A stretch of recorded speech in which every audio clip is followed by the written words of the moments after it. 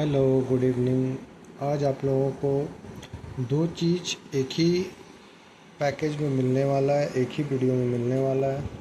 जैसे हमारा आज का पहला टॉपिक है डिस्काउंटिंग ऑफ बिल। ये बिल ऑफ एक्सचेंज चैप्टर जो हम लोग पढ़ रहे थे पहले, उसमें जब हम लोग सिंपल एंट्री पढ़े थे उसके बाद ये डिस्काउंटिंग ऑफ बिल, मतलब उसमें जो था कि सिंपल सा ड्रॉई ड्रॉअर को लिखता है और उसको पेमेंट मिल जाता है, 3 महीना बाद पेमेंट ख़त्म हो जाता है। लेकिन यहाँ पे एक नया चीज़ आ रहा है, डिस्काउंटिंग ऑफ बिल, और यहाँ पे आ रहा है journal entries of discounting of bill. तो सबसे पहले आइए हम लोग ये समझते हैं कि डिस्काउंटिंग ऑफ बिल क्या होता है। डिस्काउंटिंग ऑफ बिल होता है कि जैसे ये इसको बिल्स पेबल देता है, बिल्स रिसीवेबल देता है, जो भी डेटर। तो इसमें क्या है कि ये 3 महीना इसको वेट करना पड़ेगा। लेकिन यहाँ पर डिस्काउंटिंग ऑफ बिल का मतलब ये होता है कि ये 3 महीना वेट नहीं करेगा।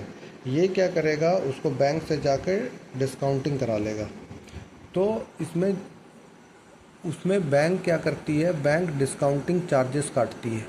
जैसे हम बैंक से जाके भुना लिए पैसा को, हमको कोई चेक दिया, हम उतना दिन वेट नहीं किए, बैंक से जाकर भुना लिए। तो पिछला पहले जो था, पहले बिल्स पेबल और बिल्स रिसीवेबल जो चलता था, तो उसमें यही होता था कि यदि 3 महीना पार्टी लेट कर रहा है, 3 महीना में हमको नहीं दे रहा है, तो हम लोग क्या किए, उसको बैंक से जाके भुना लिए।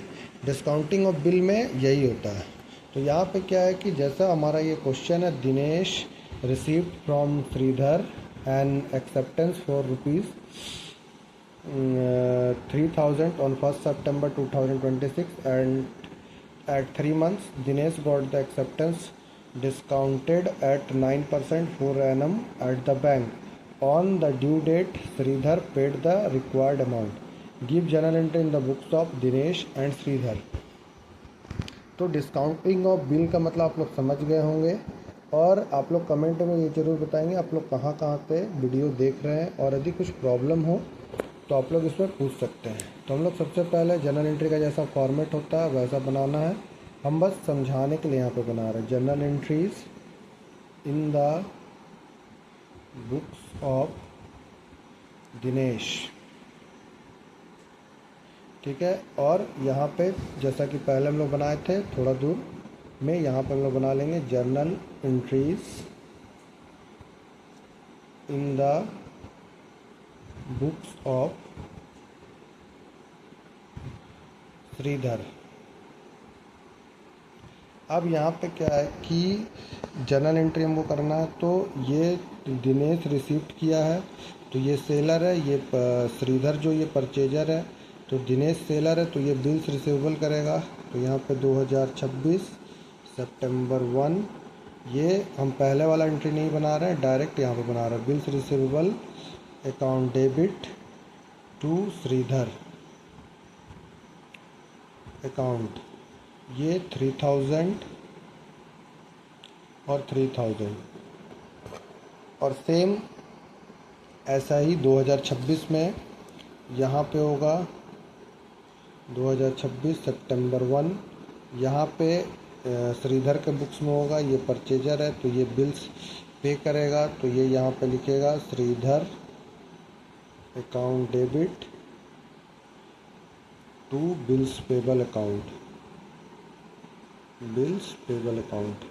ठीक है, 3000 और यहाँ पे भी 3000। अब यहाँ पे क्या है कि ये भाई 3 महीना तो वेट किया नहीं, जैसा कि हम लोग पिछले वीडियो में देखे थे।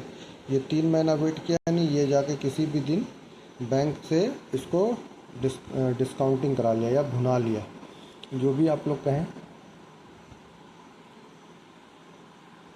तो यहाँ पे क्या है, वो किसी भी डेट को किया, कोई भी पार्टिकुलर डेट, सितंबर या अक्टूबर का महीना कुछ भी, या उसी दिन चला गया।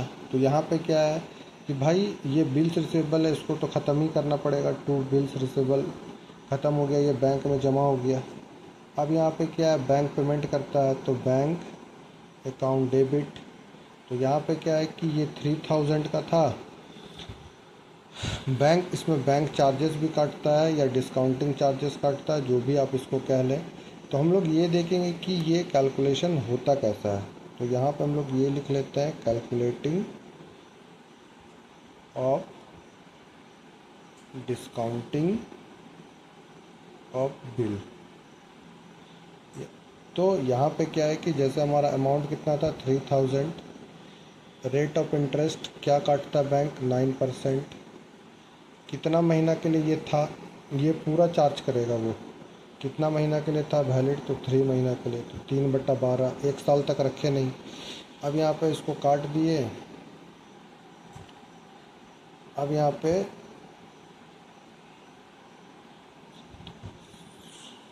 270/4, तो 4×6 = 24, 3×4 = 4×6 = 24, 4×6 = 24 और 3 4×7 = 28।